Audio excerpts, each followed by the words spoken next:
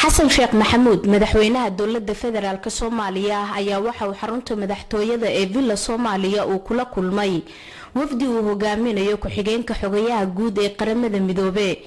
waxaana ay ka wada hadleen doorka jamciyadda qurumaha ka dhaxaysa ay ka qaadan karto dhismaha dowladda Soomaaliya iyo arrimo ay ka mid yihiin ammaanka siyaasadda arrimaha maamulada gobolada iyo xuquuqul insaanka kulanka markii uu soo dhamaaday kadib ayaa saxaafadda waxa la hadlay madaxweynaha Soomaaliya Xasan Sheekh Maxamuud oo ka warbixinayay waxyaabihii ugu muhiimsanaa ay isla soo wada hadal qaadeen wax badan aan ka wada hadalnay oo ku saabsan doorka jamciyadda qurumaha ka dhaxaysa ay ka qaadanaysa dib u soo kabashada Soomaaliya iyo dhismaha dawladnimada Soomaaliya aan ka wada hadalnay qaybaheeda kala duwan sida maxaan ku raadayay amniga sida dawlad dhisida sida hagaajinta maamulada gobolada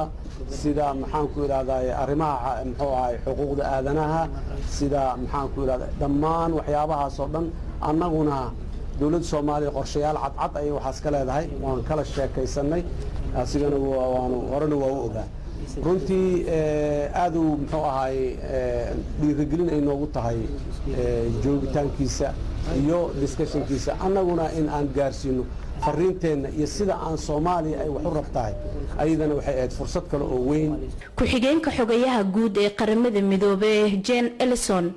ayaa sheegay in jamciyadda qurumaha ka dhaxaysa ay ballan qaadayso inay sii wado taageerada ay siiso dowladda Soomaaliya